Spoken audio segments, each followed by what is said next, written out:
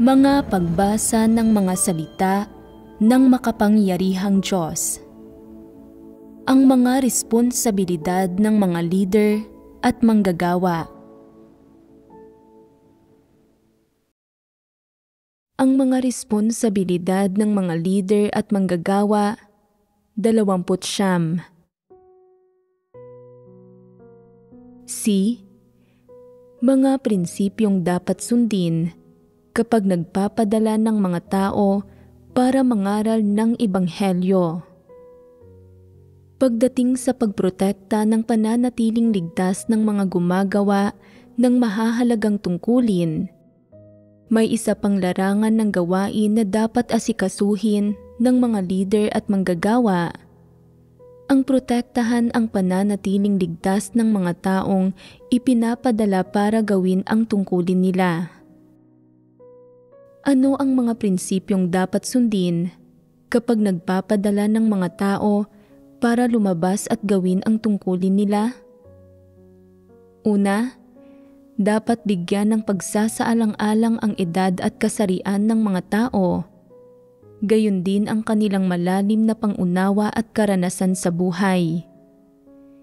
Hindi dapat magkaroon ng magulong isip o maging kaswal ang mga leader at manggagawa sa bagay na ito.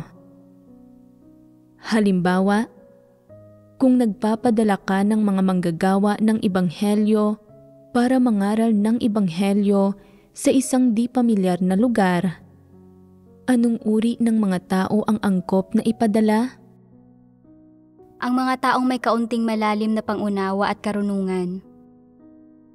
Kung ang isang partikular na iglesia ay walang maraming angkop na tao, na karamihan ay mga kabataan na kulang sa karanasan sa buhay at malalim na pangunawa, na hindi marunong mga siwa sa mga sitwasyon, lalo na sa mahihirap na problema, kapag nahaharap sila sa mga ito na nagsasalita ng walang mga prinsipyo at nawala ring karunungan, hindi nila magagawa ang gawain.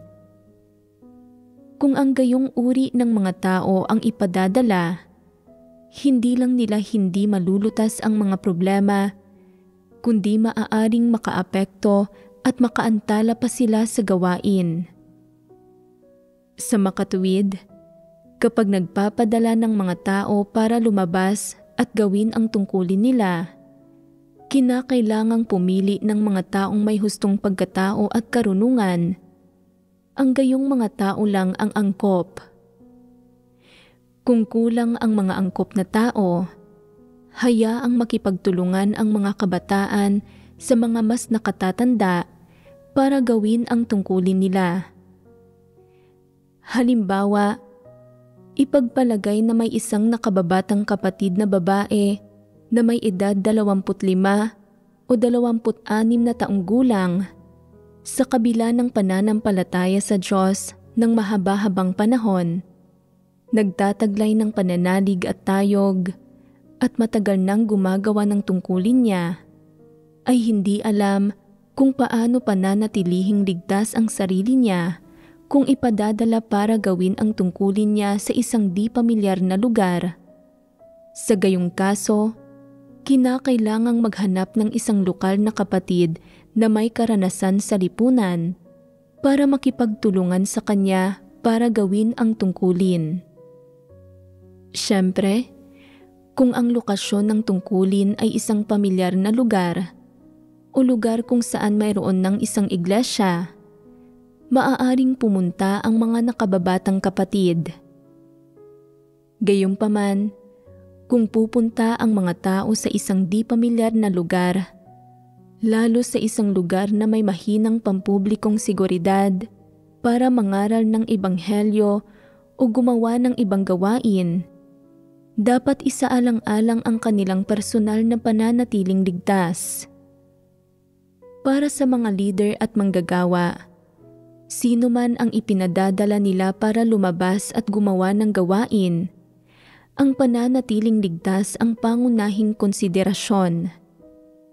Kung hindi malinaw kung anong uri ng mga tao ang mga potensyal na tatanggap ng Ebanghelyo, o o kung maaaring gumawa ng hindi nararapat na mga bagay ang mga taong ito. Dapat mag-ingat kapag nagpapadala ng mga tao para mangaral ng Ebanghelyo. Dati, narinig ko na ang ilang leader at manggagawa ay madalas na nagpapadala ng mga nakababatang sister.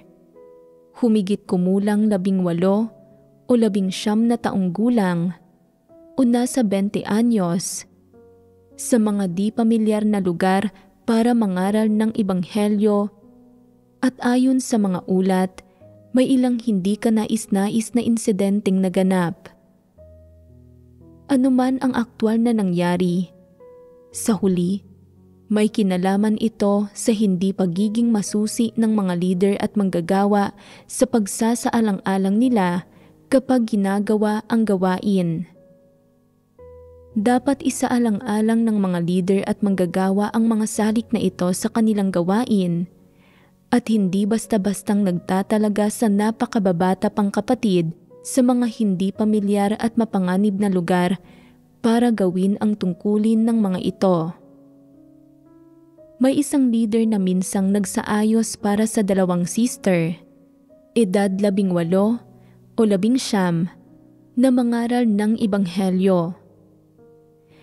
Nang may nagsabing masyado pang bata at hindi angkop ang mga ito para sa gawain, humanap ang leader ng isang 21 taong gulang na sister para humalili. Iniisip na, sinabi mong masyadong bata ang 19, kaya naghanap ako ng 21 taong gulang. Mas matanda na iyon, hindi ba?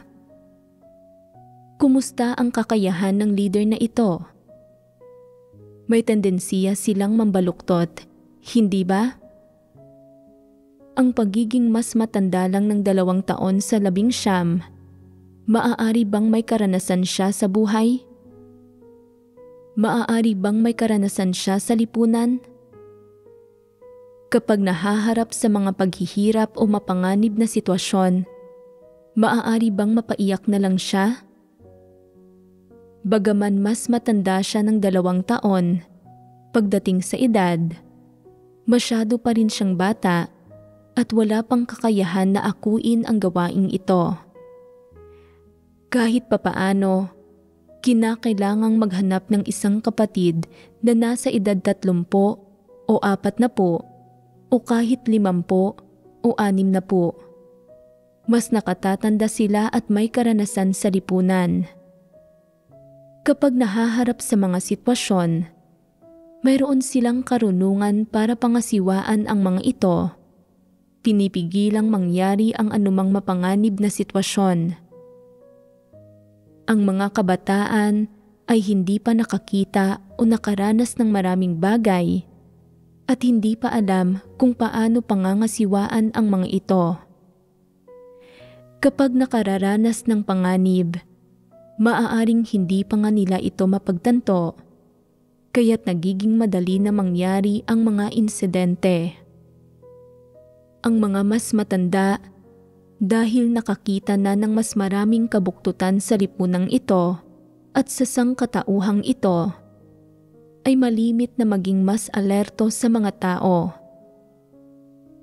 Batay sa kanilang karanasan sa lipunan at kaalaman mula sa tunay na buhay, makagagawa sila ng ilang makatwirang paghuhusga tungkol sa kung anong uri ng panganib ang maaaring lumitaw sa mga partikular na sitwasyon, kung gaano kataas ang antas ng panganib, kung aling mga individual ang masasamang tao, at kung anong uri ng mga bagay ang maaaring gawin ng partikular na mga tao. Kapag nahaharap sa mapanganib na sitwasyon, mayroon din silang karunungan para umiwas sa panganib. Ang mga kabataan, sa kabilang banda, ay kulang sa karanasan. Kapag nahaharap sa mga sitwasyon, hindi nila makita ang mga posibleng mapanganib na kahihinatnan.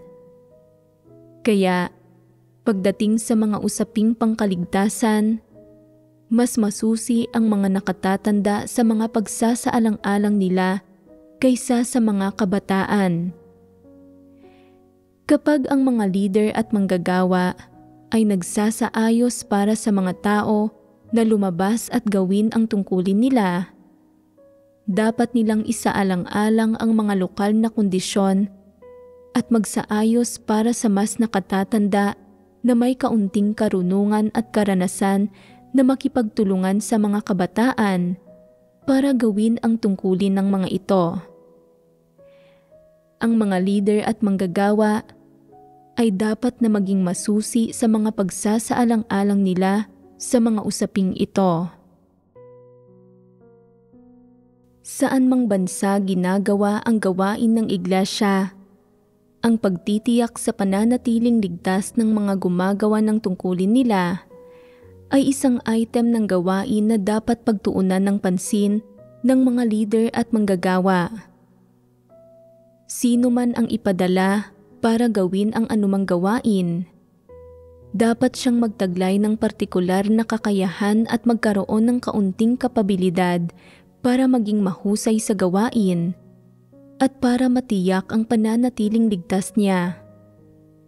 Sa partikular, lalong ganito ang kaso sa mga lugar o bansa na may mahinang pampublikong seguridad.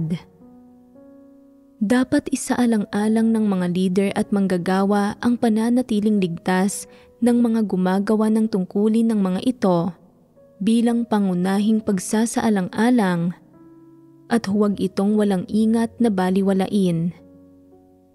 May ilang tao ang nagsasabing, "Ayos lang. Ang ginagawa natin ay ang pagganap ng mga tungkulin sa sambahayan ng Diyos. May proteksyon tayo ng Diyos, kaya walang sino mang mamamatay. Ano bang posibleng mangyaring hindi maganda?" Tama bang sabihin nila ito? Hindi. Bakit hindi? Ang ganitong pananalita ay iresponsable at ang pananaw na ito ay napakalayo rin sa realidad. Dapat gawin ng mga tao ang makakaya nila para tuparin ang mga responsibilidad na kaya nilang tuparin at asikasuhin ang kaya nilang isaalang-alang. Hindi nila dapat subukin ang Diyos o isugal ang pananatiling ligtas ng mga kapatid. Kayang protektahan ng Diyos ang mga tao, pero kung hindi mo isasaalang-alang ang mga problema na kaya mong isaalang-alang at ginagamit mo ang pananatiling ligtas ng mga kapatid bilang pusta para subukin ang Diyos, ibubunyag ka ng Diyos. Sino ang lubhang nagpahangal sa iyo para gumawa ng gayong kamangmangan? Sa makatuwid, hindi dapat gamitin ng mga leader at manggagawa ang ganitong uri ng pananalita bilang palusot para gumawa ng mga irresponsableng bagay. Ang pagtitiyak sa pananatiling ligtas ng mga gumagawa ng tungkulin nila ay responsibilidad mo at dapat mong tuparin ang sarili mong responsibilidad. Matapos asikasuhin ang lahat ng kaya mong isaalang-alang at kayang gawin, para sa mga hindi mo na isaalang-alang, kung paano kikilos doon ang Diyos ay sariling usapin ng Diyos at walang kinalaman sa iyo. May ilang tao na walang pakundangang iniaatang ang lahat ng responsibilidad sa Diyos. Sinasabing, responsable ang Diyos para sa pananatiling ligtas ng mga tao. Hindi natin kailangang matakot. Makapangangaral tayo sa anumang paraang gusto natin. Sa Diyos, ang lahat ay malaya at pinalaya. Hindi natin kailangang mag-alala tungkol sa mga bagay na iyon. Tama ba ang ganitong uri ng pahayag? Ayon sa ganitong uri ng pahayag, hindi kailangan ng mga taong humanap ng mga prinsipyo kapag may nangyayaring mga bagay-bagay. Kung ganoon ang kaso, ano ang magiging silbi ng katotohanang ipinahayag ng Diyos? Mawawalan ito ng silbi. Sa mga nakalipas na taong ito, Matiyaga at maingat na nagpahayag ang Diyos ng napakaraming salita para turuan ang mga tao, na may pakay na bigyang kakayahan ang kanyang hinirang na mga tao na malaman kung paano manatiling buhay, kung paano hangarin ang katotohanan, at kung paano umasal sa masamang mundong ito at sa masamang sangkatauhang ito para makaayon sa mga layunin ng Diyos. Hindi mo dapat subukin ang Diyos. Hindi ka rin dapat kumilos paano mo man gustuhin nang naaayon sa mga salita at doktrina at nang walang mga prinsipyo. Para magawa ng mga leader at manggagawa ng mabuti ang trabaho nila sa gawain ng pangangaral ng Ebanghelyo, una sa lahat, dapat nilang magarantiya ang pananatiling ligtas ng mga tao. Para magawa ito, dapat muna nilang malaman at maarok ang mga partikular na sitwasyon ng mga gumagawa ng tungkulin nila, magpadala ng angkop na mga tao, at maunawaan din kung ano ang gagawin sa iba't ibang sitwasyon para magarantiya ang pananatiling ligtas ng mga tao. Kung ang isang lokasyon ay partikular na magulo, walang mga may kakilala roon, at hindi matitiyak ang pananatiling ligtas ng sino mang pumupunta roon para mangaral ng Ebanghelyo, huwag munang magpadala ng mga tao roon. Huwag magbakasakali, huwag gumawa ng mga di kinakailangang sakripisyo. Anuman ang tungkuling ginagawa o alinmang gawain ang isinasagawa, hindi nito kinakailangang lumabas ka sa mundo o ipagsapalaran ang buhay mo, ni hindi nito kinakailangang itaya mo ang pananatiling ligtas mo o buhay mo. Siyempre, sa kapaligiran ng China, hindi maiiwasan ang pagharap sa mga panganib sa paggawa ng tungkulin ng isang tao. Inuusig ng pamahalaan iyong mga nananampalataya sa Diyos, at kahit na alam mong may panganib, dapat ka pa ring manampalataya sa Diyos, sumunod sa Diyos, at gawin ang tungkulin mo. Hindi mo pwedeng abandonahin ang tungkulin mo at walang gawain ang maaaring itigil. Iba-iba ang sitwasyon sa mga dayuhang bansa. Ang ilan ay mga autoritaryang bansa katulad ng China, habang ang iba naman ay may mga demokratikong sistema.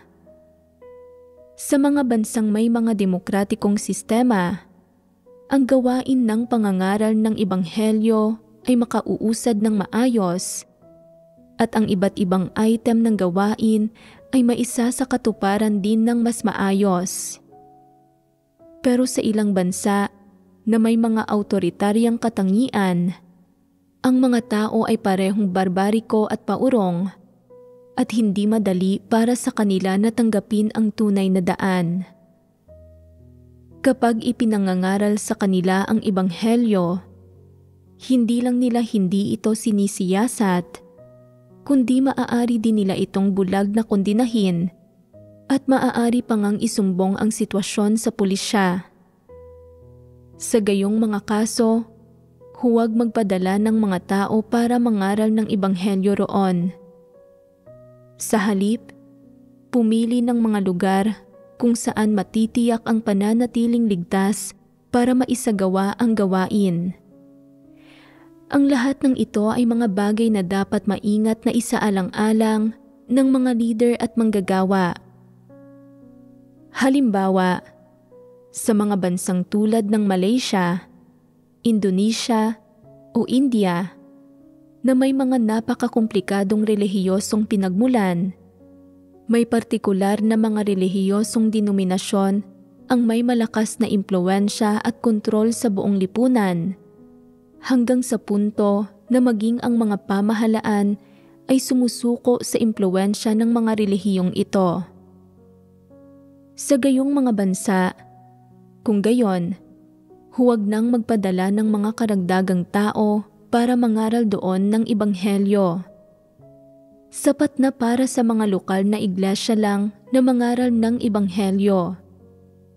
Sa ilang bansa, nag-iiba-iba ang mga sitwasyon sa iba't ibang estado o probinsya at ang mga lokal na batas at regulasyon ay naiiba sa mga pambansang batas at regulasyon. Halimbawa, may ilang rehiyon na may mga espesyal na relihiyosong pinagmulan at sa mga rehiyong iyon, nagkakaisa ang iglesia at estado. Sa ilang kaso, ang mga relihiyosong leader ay may mas malaki pang ang awtoridad kaysa sa mga lokal na opisyal ng pamahalaan at hayagang lumalabag sa ilang pambansang pulisiya. Kung mangangaral ka ng ebanghelyo sa gayong mga rehiyon, may mga potensyal na panganib sa pananatiling ligtas. Ang mga potensyal na panganib na ito ay hindi lang limitado sa pag-iimbento ng mga tsismis tungkol sa iyo o sa pagpapalaya sa iyo. Maaari ka rin nilang arestuhin, ikulong ng walang kaso at maging pahirapan, lumpuhin o patayin ka at hindi makikialam ang pamahalaan. Sa katunayan, namumuhi ang mga leader ng karamihan sa mga relihiyosong denominasyon sa mga panlabas na relihiyon. Dahil napakalakas ng impluwensya nila at hindi talaga sila napipigil ng batas, walang nangangahas na papanagutin sila gaano man nila kalupit na inuusig ang mga manggagawa ng ebanghelyo. At maging ang mga opisyal ng lokal na pamahalaan ay ayaw silang salungatin. Kapag nagsimula ka ng mangaral ng ebanghelyo sa teritoryo nila, maaari ka nilang pahirapan sa anumang paraang gusto nila. Kaya, dapat na maging lalong maingat ang mga leader at manggagawa sa pagpapadala ng mga tao para mangaral ng ebanghelyo kung saan mang lugar. Una, dapat nilang imbestigahan at aralin ang tungkol sa sitwasyon sa lugar na iyon. Kung may kalayaan ba sa pananampalataya, gaano kalakas ang mga puwersang panrelihiyon, at kung ano ang mga maaaring kahihinatnan kung maiulat ang mga taong nangangaral ng ebanghelyo roon. Ang mga usaping ito ay dapat na maunawaan ng malinaw bago magpasya kung magpapadala ba o hindi ng mga tao roon. Kung matapos matutunan ang tungkol sa isang lugar, natukoy na hindi ito angkop para sa pangangaral ng ebanghelyo, walang sino man ang pinahihintulutang magpadala ng mga tao roon para mangaral. Bahagi rin ito ng gawain na dapat gawin para matiyak ang pananatiling ligtas ng mga manggagawa ng ebanghelyo. May ilang leader at manggagawa na may baluktot na pagkaarok at sinasabing, "Ayos lang, poprotektahan tayo ng Diyos. Kapag mas mahirap ang hamon, mas dapat natin itong harapin. Napakaraming tao na nananampalataya sa Panginoon sa lugar na iyon, kaya bakit hindi tayo dapat mangaral ng ebanghelyo roon?" May nagsasabi sa kanila, "May mga pribadong bilangguan doon. Kapag pumunta tayo roon para mangaral ng ebanghelyo, hindi lang tayo makukulong, kundi maaari pa tayong mamatay roon. Hindi tayo maaaring pumunta." Pinag-iisipan ito ng mga hangal na huwad na leader na iyon. Napakaraming bilangguan ng malaking pulang dragon, pero hindi tayo natatakot dito. Kaya bakit tayo matatakot sa isang kumpol ng mga pribadong bilangguan doon? Maaaring ipiit ng mga bilangguan ang ating katawan, pero hindi ang mga puso natin. Huwag matakot. Pumunta ka na lang. Pagkatapos ay sunod-sunod nilang ipinadadala ang mga tao. At sa huli, wala ni isa sa mga ito ang nakababalik. Lahat ng mga ito ay nakulong. Napapatulala ang mga huwad na leader. Ano ang problema rito? Ang gayong mga huwad na leader ay mga salbahe. Mga iresponsable sila, nagpapadala ng mga tao sa panganib. Bakit hindi sila mismo ang pumunta? Total hindi naman sila takot sa panganib. Dapat sila ang maunang pumunta. Kung pupunta sila, makababalik ng ligtas at makapagkakamit ng mga tao, saka maaaring sumunod ang iba sa kanila. Ano man ang mangyari, ang pananatiling ligtas ng mga tao ay dapat magarantiya sa pangangaral ng Ebanghelyo. Huwag na huwag magbakasakali sa mga lugar na mapanganib at hindi angkop para sa pangangaral ng Ebanghelyo. Huwag ipagpalagay na ligtas ang anumang lugar sa labas ng mainland China. Ito ay isang ilusyon, isang baluktot na pagkaunawa. Ang mga mangmang na tao lang ang nag-iisip ng ganito. Masyadong kaunti ang nauunawaan ng gayong mga tao tungkol sa mundong ito. Huwag ipagpalagay na dahil karamihan sa mga bansang kanluranin ay may kalayaan sa pananampalataya at medyo maraming tao ang nananampalataya sa Panginoon, maaari kang lantarang mangaral ng Ebanghelyo at lantarang magsabi ng iba't ibang pahayag na naglalantad sa kung gaano kadilim at kasama ang relihiyosong mundo. Kung gagawin mo ito, hindi mo lubos na maiisip ang mga kahihinatnan nito. Kailangan mong maunawaan na kapag nangangaral ng Ebanghelyo sa mga relihiyosong tao man o sa mga walang pananampalataya, humaharap ka sa tiwaling sangkatauhan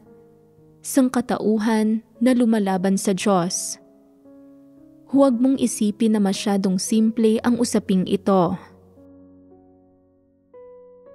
Kung gustong magarantiya ng mga leader at manggagawa ang pananatiling ligtas ng mga manggagawa ng Ebanghelyo, dapat nilang masusing isaalang-alang ang lahat ng aspekto ng issue at sakaling may lumitaw na anumang problema, dapat itong agarang pangasiwaan at pagkatapos, dapat na ibuod ang mga karanasan at aral para mahanap ang mga prinsipyo at landas ng pagsasagawa. Tinutukoy kung paano magsasagawa sa hinaharap. Isang mahalagang item rin ito ng gawain na kailangang magawa. May ilang usapin na hindi pa naisa sa alang-alang o nakahaharap dati ng mga leader at manggagawa. Matapos lumitaw ang mga problema, dapat nilang ibuod. Dapat pa rin ba tayong pumunta sa ganoong uri ng lugar? Tama ba ang paraang ito ng pagpapadala sa mga tao? Dapat ba nating ayusin ang mga plano, estratehiya, o direksyon para sa mga susunod na hakbang sa pangangaral ng Ebanghelyo o sa paggawa ng anumang iba pang mahalagang gawain? Sa patuloy na proseso ng pagbubuod, dapat na unti-unting matukoy ng mga leader at manggagawa ang mga pamamaraan at prinsipyo ng gawain para habang mas ginagawa nila ang gawain, mas nagiging partikular ito at mas naaabot nito ang inaasahang pamantayan na may mas kakaunting hindi inaasahang pangyayari na nagaganap o walang hindi inaasahang pangyayari na nagaganap o maging nang walang anumang panganib na kinahaharap ang mahahalagang tauhan sa gawain. Para makamit ang ganitong resulta, ang mga leader at manggagawa ay dapat madalas na magbuod ng mga karanasan at maggamit ng pag-unawa sa iba't ibang kapaligiran at sitwasyon na kinahaharap sa bawat rehiyon kapag pinapangaral ang Ebanghelyo. Kapag mas maraming impormasyon ang nakukuha nila at kapag mas tumpak ito, mas magiging tumpak ang mga prinsipyo at plano para sa pangangasiwa sa mga usapin. Sa huli, ay magkakamit sila ng resulta para sa pagtitiyak sa pananatiling ligtas ng mga tao. Sa ganitong paraan, matitiyak na ang gawain ng pangangaral ng Ebanghelyo ay makauusad ng maayos. Ikatlo, paano pangasiwaan ang mga leader at manggagawa na hindi binibigyang pansin ang gawaing pangkaligtasan? May ilang leader at manggagawa na may mahinang kakayahan at walang pagpapahalaga sa responsibilidad. Hindi nila kayang gumawa ng tunay na gawain at masyado rin silang tamad para gumawa ng tunay na gawain. Sa mga lugar na responsable sila, madalas nahaharap sa mga panganib sa pananatiling ligtas iyong mga gumagawa ng mahahalagang tungkulin. Hinihinging lumikas o lumipat sila, kaya hindi nila magawa ang tungkulin nila ng may payapang isipan. Maging ang mga usapin na hindi dapat mangyari ay madalas na nagaganap. Halimbawa, may ilang leader o manggagawa na nakahahanap ng bahay na nagpapatuloy na nasa mababang lugar. Kapag inaasahan ang malakas na pag-ulan at pagbaha, sa takot na baka malubog ang bahay, kailangang lumikas ng maaga ang mga kapatid na naninirahan doon, bitbit ang mga kagamitan sa gawain, kaldero, kawali, at lahat ng iba pa. Lumilikas sa loob ng 2 magkasunod na araw. Dahil dito, labis na napapagod ang lahat, nakayuko ang kanilang ulo sa kawalang pag-asa. Sinasabi nila, nagpapalipat-lipat tayo kada ilang araw, palaging tumatakas. Kailan ba ito matatapos? Hindi ba tayo makahahanap ng isang ligtas at maaasahang bahay kung saan normal nating magagawa ang tungkulin natin? Ni hindi kayang pasanin ng gayong mga leader at manggagawa ang kaunting gawaing ito. Ang mga kapatid na nasa ilalim nila ay hindi makakain o makatulog ng maayos, ni wala silang maayos na matutuluyan. Ang mga kondisyon ng paninirahan nila ay palaging pansamantala, na handa ang lahat na lumikas anumang oras. Sa sandaling matapos nilang gamitin ang mga pang-araw-araw na item nila, kaagad nila itong iniimpake dahil maaaring mangyari ang isang sitwasyon anumang oras kung saan ipinahahayag ang pagsisiyasat ng rehistrasyon ng pamamahay.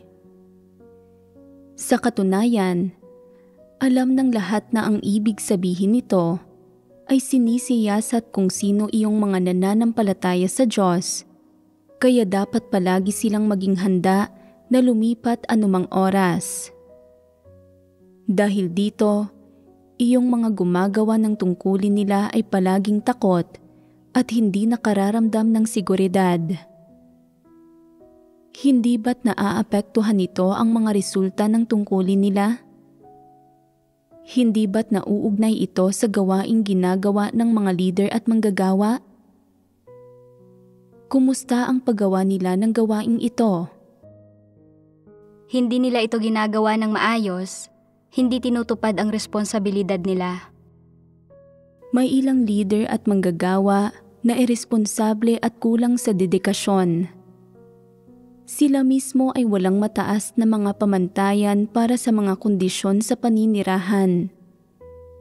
Basta't may lugar na pananggalang nila sa hangin at ulan, sapat na iyon. Kaya, hindi rin nila ginagawa ang lahat ng makakaya nila para humanap ng isang ligtas at matatag na lugar para tirhan ng mga kapatid. May ilang leader at manggagawa na may mahinang kakayahan. Hindi nila alam kung anong uri ng kapaligiran ang tahimik at angkop sa paninirahan o angkop para magawa ng mga kapatid ang tungkulin nila. Nangungupahan sila sa bahay sa mababang lugar na hindi gustong upahan ng iba At pagkatapos lumipat dito ang mga kapatid, sa loob ng ilang araw ay nagkakaroon na sila ng eczema. Nangangati ang buong katawan. Ano ang nangyayari? Masyadong basa ang bahay na may tubig na tumatagas mula sa sahig. Kaya bang tumira ng sino man sa ganitong lugar? Hindi man lang kayang lutasin ng gayong mga leader at manggagawa ang problemang ito. Hindi sila makahanap ng bahay na angkop para sa paggawa ng tungkulin. Anong uri ng kakayahan ito? May iba pang leader at manggagawa na nangungupahan sa mga bahay na palaging tumutulo ang ulan, pinapasukan ng malamig na hangin, walang soundproofing, o walang internet, tubig, o kuryente. Paano makapaninirahan ang sino man doon? Isinasantabi nila ang maaayos na bahay at iginigiit na upahan ang mga depisyenteng bahay na ito. Hindi ba't hinahadlangan nito ang mga bagay-bagay? Bagaman hindi nagkakampo sa labas ang mga kapatid, wala ang marami sa mga pangunahing pasilidad ng bahay. Mas mabuti pang manirahan sa isang tolda. Kahit pa ang karamihan sa mga kapatid ay sanay sa paghihirap, iniisip na hindi kalabisan ang pagtitiis sa ganitong antas ng paghihirap at nakaya nila itong tiisin. Hindi ba't ang patuloy na paghihirap ng ganito kada ilang araw ay nakaaapekto sa pagganap nila ng tungkulin? Sa makatuwid, kung may mahinang kakayahan at walang pagpapahalaga sa responsibilidad ang mga leader at manggagawa, hindi nila kayang pasanin ang gawaing ito.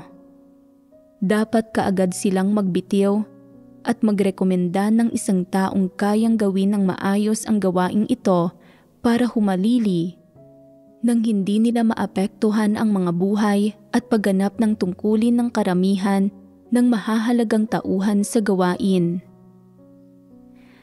Ang pagsasaayos sa tirahan para sa mga gumagawa ng mahahalagang tungkulin ay hindi nangangailangan ng pagsasaalang-alang sa bawat isang aspekto, pero dapat matiyak kahit papaano ang pangunahing kapaligirang paninirahan.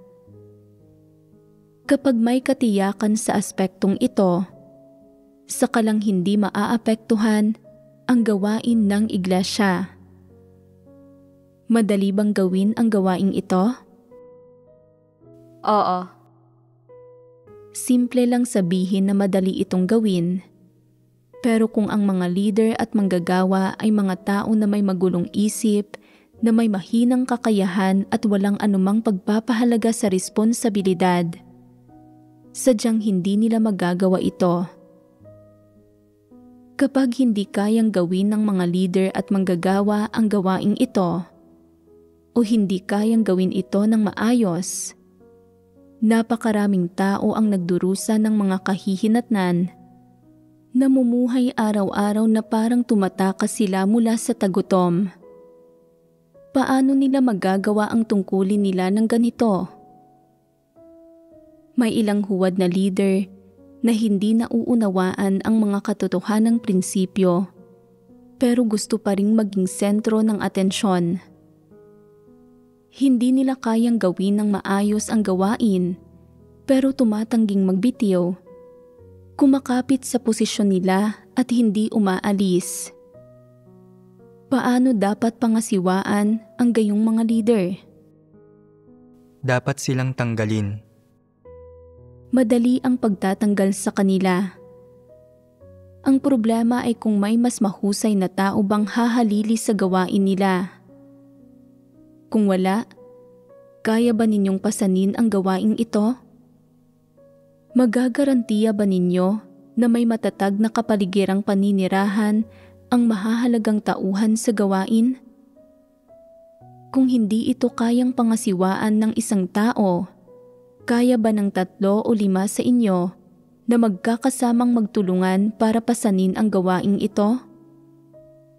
Kung hindi rin ninyo kayang pamahalaan ang gawaing ito, kung hindi man lang ninyo magawa ang gayong kasimpleng gampanin, hindi magawa maging ang matiyak ang pangunahing kapaligirang paninirahan, dapat pansamantala kayong magtiis ng medyo higit pang paghihirap at pagdurusa.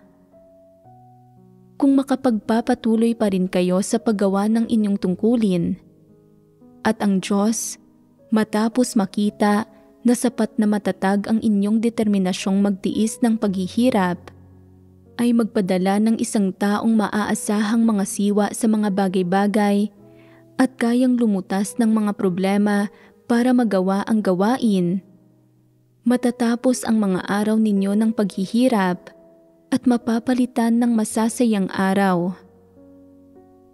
Kung walang ganitong tao na dumarating para lutasin ang mga problemang ito, dapat ninyong tanggapin ang kapalaran ninyo.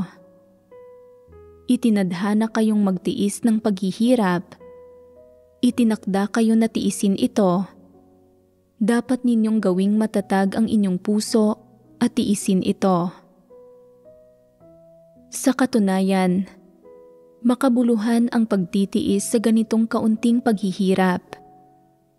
Higit na mas mabuti ito kaysa sa pagkabilanggo at pagdurusa ng pagpapahirap. Kahit papaano ay hindi kayo isinasailalim sa pagpapahirap o interogasyon.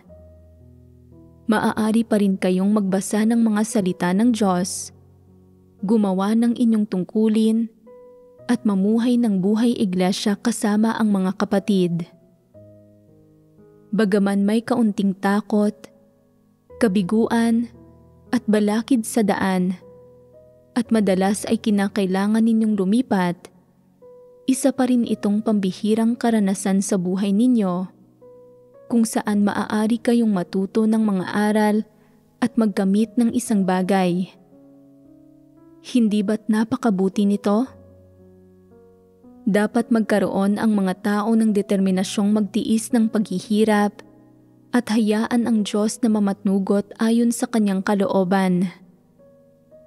Kung talagang hindi ninyo kayang tiisin ang paghihirap na ito, maaari kayong taimtim na manalangin sa Diyos sa inyong puso. O Diyos, hinihiling namin na tingnan mo kaming mga nagdurusa. Lubos kaming kahabag-habag. Sumusunod kami sa iyo nang walang pagrereklamo o pagsisisi. Hinihiling namin sa iyo, alang-alang sa di natitinag naming katapatan sa iyo, na wakasan ang buhay na ito ng paghihirap. Hinihiling namin sa iyo na magpadala ng angkop na leader o manggagawa na maghahanap ng angkop na lugar para sa amin. Palagi kaming nagtitiis sa labas, nagpapalipat-lipat ng lugar araw-araw, at hindi namin alam kung hanggang kailan ito magpapatuloy. Ayaw na naming mawalan pa ng matutuluyan. Pakiusap, bigyan mo kami ng matatag na matutuluyan. Angkop bang manalangin ng ganito? Maaari kayong manalangin ng ganito. Batay sa mga pangangailangan ng kapaligiran, dapat kayong manalangin ng ganito. Ang pagtitiis ng paghihirap, kapag tiningnan mula sa ibang anggulo, ay hindi naman masyadong masamang bagay.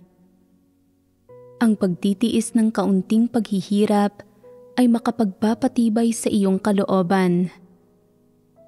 Ano ang ibig sabihin ng pagtibayin ang iyong kalooban?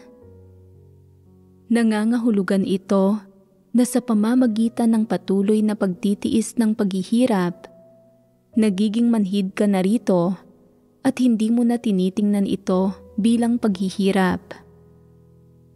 Gaano karaming hirap man ang tinitiis mo, hindi ka na nasasaktan. Gayunpaman, kapag nahaharap sa iba't ibang sitwasyon, dapat kang matuto ng ilang aral, maggamit ng kaunting malalim na pangunawa at matutong kumilatis ng mga tao. Kung ang isang leader o manggagawa ay may napakahinang kakayahan at hindi man lang magawa ng maayos ang gawain ng pagsasaayos ng mga tirahan, paano nila matutustusan at maaakay ang hinirang na mga tao ng Diyos? Ang gayong mga tao ay hindi angkop na maging mga leader o manggagawa. Ang sambahayan ng Diyos ay hindi naman walang pera para mangupahan ng mga bahay, at ayaw rin nitong makita ang mga kapatid na palaging walang permanenteng lugar na matitirhan. Hindi itinataguyod ng sambahayan ng Diyos na palaging magtiis ng paghihirap o mamuhay ng mahirap na buhay araw-araw ang mga tao. Bagaman syempre hindi rin ito umiiwas sa mga taong nagtitiis ng anumang paghihirap. Pero kung ang mga leader at manggagawa ay hindi man lang magawang pangasiwaan ang gawain ng pagsasaayos ng mga tirahan at ang paggawa ng anumang tama ay tunay na pahirapan para sa kanila, ano pa ang maipagyayabang nila? Bawat isa sa kanila ay mukhang presentable, may mga diploma at isang taong may katayuan. Pero ang pangangasiwa sa ganito kaliit na usapin ay napakahirap para sa kanila. Sa ganoong kaso, wala nang magagawa. Magagawa mo na lang itong tanggapin mula sa Diyos. Ito ang paghihirap na nararapat tiisin ng mga tao. Dapat mong hayaang mamatnugot ang Diyos nang naaayon sa kanyang kalooban. Ito ang tama. Marahil darating ang araw, ang paghihirap na ito ay masusundan ng mas masasayang araw at ang ganitong uri ng buhay ay hindi na magpapatuloy. Anumang uri ng kapaligiran ang kinaroroonan mo, dapat kang magpanatili ng isang saloobin ng pagpapasakop at iwasang magreklamo. Kung ang isang partikular na leader o manggagawa ay hindi maaasahan at hindi nagagawa ng maayos ang gawain, huwag hayaang maapektuhan nito ang iyong sinseridad at katapatan sa Diyos, at huwag hayaang maapektuhan nito ang pagpapasakop mo sa Diyos at ang saloobin mo ng pagpapasakop sa Diyos. Sa ganitong paraan, makakapanindigan ka sa usaping ito. Ang mga leader at manggagawa ay mga karaniwang tao lang. Kung may mahina silang kakayahan at hindi makagawa ng gawain, o kung mga huwad na leader sila na hindi tumutupad sa responsibilidad nila, iyon ay personal na problema na nila at walang kinalaman sa sambahayan ng Diyos. Hindi ang sambahayan ng Diyos ang nagturo sa kanila na kumilos ng ganito. Nabunyag lang sila dahil sa kanilang pagiging irresponsable. Hindi nila matapos ang gawaing ipinagkatiwala sa kanila ng sambahayan ng Diyos at kaya maaari lang silang tanggalin at itiwalag. Sa gayong mga sitwasyon, kapag ang hinirang na mga tao ng Diyos ay nagdurusa ng paghihirap na ito, kailangan nilang tanggapin ito mula sa Diyos at hayaan ang Diyos na mamatnugot ayon sa kalooban niya. Kahit pa hindi nagawa ng maayos ng mga leader at manggagawa ang gawain o may anumang mga problema sila, ang katunayang ang Diyos ay ang katotohanan, ang daan at ang buhay ay hindi nagbabago magpakailanman. Ang pagsunod mo sa Diyos, pagpapasakop sa Diyos, at pagtanggap sa mga salita ng Diyos ay hindi dapat magbago kailanman. Ang mga ito ay mga walang hanggang katotohanan. Habang ginagawa ang tungkulin mo, anuman ang hindi kaaya-ayang mga pangyayari na lumitaw, dapat mong tanggapin ang mga ito mula sa Diyos at matutunan ang mga aral na nakapaloob dito.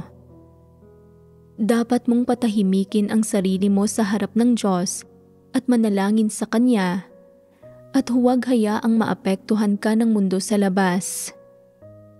Dapat matuto kang umangkop sa iba't ibang kapaligiran at matutong danasin ang gawain ng Diyos sa lahat ng uri ng kapaligiran. Sa ganitong paraan ka lang makapagkakamit ng buhay pagpasok. Ang ilang tao ay may maliit na tayog. Kapag may lumilitaw na paghihirap, nagrereklamo sila at nag-aalala, nababalisa at nawawala ng pananalig sa Diyos, labis na kahangalan at kamangmangan ito. Ang mga leader at manggagawa na hindi gumagawa ng tunay na gawain ay nabunyag at natiwalag na. Pero ano ang kinalaman niyon sa iyo? Bakit ka magiging negatibo at malayo sa Diyos dahil lang sa hindi maayos na pagsasaayos nila ng mga bagay-bagay? Hindi ba't lubos na mapaghimagsik ito?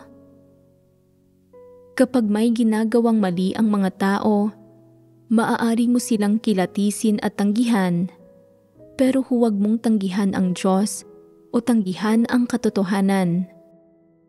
Ang katotohanan ay hindi mali, ang Diyos ay hindi mali.